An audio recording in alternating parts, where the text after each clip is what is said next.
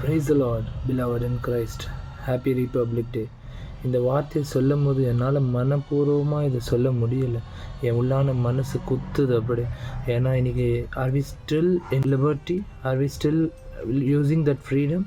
கண்டிப்பாக கிடையாது. அந்த ஃப்ரீடம், லிபர்ட்டி, இந்த வார்த்தையெல்லாம் இன்றைக்கி வரைக்கும் ஒரு வார்த்தையாக தான் இருக்குது. அது ஒரு ஆக்ஷனில் இல்லவே இல்லை. ஏன் இப்படி சொல்ல வரேன்னா, நம்மளை சுற்றிலும் எத்தனையோ தீமைங்க நடந்து கொண்டே இருக்குது அன்றாட நாட்களில். மாதிரி தீமைங்க அப்படின்னு பார்த்தீங்கன்னா, suicide, murder, physical abuse, sexual abuse, threaten பண்ணுறாங்க பசங்களை, நிறைய டைவர்ஸ் கேஸு, இதெல்லாம் நம்ம சுற்றி நடக்க இருக்கும்போது, where do we seek freedom? Where is the freedom? Where is the freedom? Freedom எங்கே இருக்குது? Very saddening situation, very saddening situation. So let us seek unto God. So அந்த வார்த்தையை சொல்ல என்னால் முடியலை. அப்படியா இருக்கும் பொழுது கர்த்தர் எனக்கு ஒரு வழி உணர்த்தின ஒரு காரியம் என்னன்னு சொல்லி பார்த்தா, வசனத்து மூலியமாக 1 தீமோத்தி 2:1 வாசிக்க போகிற இந்த காரியத்தை நான் இங்கிலீஷில் படிக்க முடியாது, ஏன்னா இந்த வீடியோ இன்னும் எலாபரேட் ஆகிடும். So I just reading it in Tamil. I am giving you a task. Please make sure you read it in English as well. தமிழில் படிக்க கேட்போம். நான் பிரதானமாய் சொல்லுகிற புத்தி என்னவெனில், எல்லா மனுஷருக்காகவும் விண்ணப்பங்களையும் ஜெபங்களையும் வேண்டுதல்களையும் ஸ்தோத்திரங்களையும் பண்ண வேண்டும்.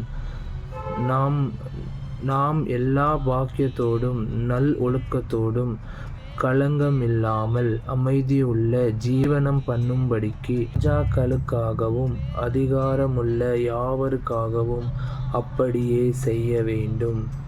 3வது வசனம், நம்முடைய இரட்சகராகிய தேவனுக்கு முன்பாக அது நன்மையும் பிரியமுமாயிருக்கிறது. 4வது, எல்லா மனுஷரும் ரட்சிக்கப்படவும் சத்தியத்தை அறியவை அடையவும் அவர் சித்தமுள்ளவராயிருக்கிறார். ஆமீன். இந்த வசனத்தை குறித்து கர்த்தரை நாம் துதிக்கிறோம். இந்த வசனத்தை நிமித்தமாக தான் இன்னைக்கு நம்ம எத்தனையோ டைமில் கவர்மெண்ட்டு சில நம்மளோட நீடை ஃபுல்ஃபில் பண்ணாத போது நம்ம முரண்பாடாக திட்டுறோம், பேசுகிறோம். கண்டிப்பாக அது ஒரு ஆதங்கத்து மூலியமாக தெரியப்படுத்துகிறோம். ஆனால் கர்த்தர் இந்த நாளில் ஒரு வார்த்தை உங்களுக்கு எனக்கு சொல்லியிருக்காரு. என்னென்னா, அவங்களுக்காக ஜெபிக்கணுமா, அவங்கள சபிக்கிறத விட்டு ஜெபத்தில் இவங்களை ஈடுபடுத்தணும். let us incorporate them into prayer, not into cursing them. அப்படி தான் ஆண்டவர் இந்த நாளில் சொல்லுகிறார். ஸோ நம்ம என்ன பண்ண வேண்டும் அப்படின்னா, அனுதினமும் நம்ம ஜெபத்தில் தேசத்தோட நலனுக்காக ஜெபிக்கிறதா இருக்கணும். இன்றைக்கி எதோ ரிபப்ளிக் டே, இன்றைக்கி சில இடத்துல கூட்டங்க அறிவிச்சிருப்பாங்க. அதில் கலந்து கொண்டு இன்றைக்கி ஒரு நாள் மாத்திரம் தேசத்துக்கு ஜெபிச்சிடலாம், இல்லை இன்றைக்கி நம்மளே இன்றைக்கி பர்சனலாக ஜெபிச்சிடலாம் அப்படின்னு சொல்லி அல்ல. அனுதினமும் தேசத்துக்காக ஜெபிக்கிறவர்களாக நம்ம காணப்படணும். தேசத்தின் உள்ள யாவருக்காக ஜெபிக்கணும் தான் கர்த்தர் சொல்லுகிறார். நீங்கள் என்ன பண்ணணும் அப்படின்னா, 4 விஷயம் சொல்லியிருக்கிறார். 1வது வசனத்தில் விண்ணப்பங்களையும் ஜெபங்களையும் வேண்டுதல்களையும் ஸ்தோத்திரங்களையும், இது 4க்கும் வித்தியாசமான அர்த்தம் இருக்குது. என்னென்னா, விண்ணப்பங்களையும்னா ஒரு மனுஷனுக்காக கதறி ஜெபிப்பது, கண்ணீரோடு கர்த்தருடைய சமூகத்தில் நிற்கிறது. 2வது என்ன பார்த்தீங்கன்னா, ஜெபங்களையும் ஜெபிக்கணுமா. ஜெபம் அநேக விதமாக இருக்கிறது. ஜெபத்தை குறித்து ஒரு தனி வீடியோ நான் ரெடி பண்ணி வச்சுருக்கிறேன். ஸோ வர நாட்களில் உங்களுக்கு தெரியப்படுத்தப்படும். வேண்டுதல்களையும் அப்படின்னும் போது எதுக்காக வேண்டிக்கிறது? ரொம்ப நாள் வேண்டிக்கிறது ஒரு பக்கம், ஆனால் வேண்டிக்கிறதுன்னு சொல்லும் போது தயவு செஞ்சு இதை பண்ணியே ஆகுங்க. வேண்டிக்கிறவங்கள கெஞ்சுறேன், எனக்கு இவ்வளோ நாள் நான் அந்த நன்மையை எதிர்பார்க்குறேன், இன்னும் எனக்கு அந்த சேரலையே அப்படின்னு சொல்கிறது தான் வேண்டிக் கொள்வது. அடுத்தது என்ன பார்த்தீங்கன்னா, ஸ்தோத்திரம் பண்ணணுமா. இது கொடுத்ததுக்காக நன்றி, இது கொடுக்காததுக்காக நன்றி, இப்படி நம்ம இருக்கணும். இது கொடுத்தாதான் நன்றின்னு இல்லை, கொடுக்காததுக்கும் நன்றி சொல்லி பாருங்களேன். You just take a simple tip from my end. God who speaks to me today. என்னென்னா, ஒரே ஒரு சின்ன டிப்பு.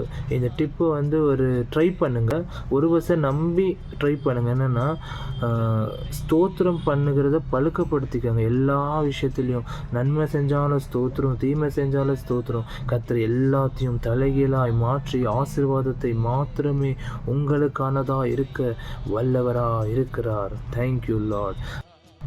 2வது வசனம் என்ன சொல்லுதுன்னா, நம்ம எல்லா பாக்கியத்தோடும் நல் ஒழுக்கத்தோடும் நமது எல்லா விதமான நீடு, எல்லா விதமான டிசையர் எல்லாம் ஃபுல்ஃபில் ஆகிறதுக்காக, தேசத்தோட சமாதானத்துக்காக, நம்ம கூடியிருக்கிற வட்டாரத்தோட சமாதானத்துக்காக, நம்ம வாழ்ந்து கொண்டிருக்கிற இந்த நாட்களோட சமாதானத்துக்காக நம்ம கர்த்தரிடத்தில் நன்றி செலுத்தி கர்த்தருடைய நாமத்தை உயர்த்துகிறவர்களாக இருக்க வேண்டும். ஏன்னு சொல்லி பார்த்தீங்கன்னா, அது யாருக்காக அப்படி பண்ணணும்னு சொன்னால், நம்மளுடைய ஜீவனை பண்ணும்படிக்கு ராஜாக்களுக்காகவும் அதிகாரமுள்ள யாவருக்காகவும் அப்படியே செய்ய வேண்டும். யாருக்காக ஜெபிக்கணும் குறிப்பாக அப்படின்னா, சீஃப் மினிஸ்டருக்காக, பிரைம் மினிஸ்டருக்காக, அப்போது இப்போ வரப்போகிற எலெக்ஷனுக்காக, கர்நாடகாக்காக, நம்மளுக்கு தெரிஞ்ச 28 மாநிலத்தில் உள்ள பேர்களை ஜெபத்தில் வைத்து ஒரு மேப்பு மேலே கை வச்சு ஜெபிக்கிறலாம் நம்ம இருக்கணும். என்ன அதில் பயனுன்னு சொல்லி பார்த்தீங்கன்னா, நம்ம எங்கேயோ ஜெபிக்கிறோம், என்ன ஆக போகுதுன்னு அப்படி நினைச்சிங்கன்னு சொன்னால், அவர் தூரத்துக்கும் தேவனாக இருக்கிறது வேதம் திட்டவட்டமாக நம்மளோட கூட பேசுகிறது. ஸோ இந்த நாளில் நான் சொல்கிற ஒரே விஷயம் என்னென்னா, நம்ம ஜெபிக்கிறவர்களாக இருக்கவே, ஆனால் நம்ம ஜெபிச்சா காரியங்கள் கர்த்தர் நடத்துவார். நம்ம ஜெபிக்கிறத மாத்திரம் நம்ம செய்வோமே, அனாவசியமாக பேசுகிறத தவிர்த்துருவோம், அனாவசியமாக யோசிக்கிறத தவிர்த்துருவோம். ரொம்ப புத்தியாக பேசுகிறோன்னு நினச்சி தப்பான வார்த்தைகளை விட்டு கர்த்தருக்கு முன்பதாக சபிக்கப்பட்டவர்களாக சாபத்தை அண்டிக் கொள்கிறவர்களாக காணப்படாமல் ஜெபத்தில் உறுதியாக தரித்திருந்து ஜெபத்தோடு கர்த்தரை மகிமைப்படுத்துவோம். அப்படியே செய்ய வேண்டும்.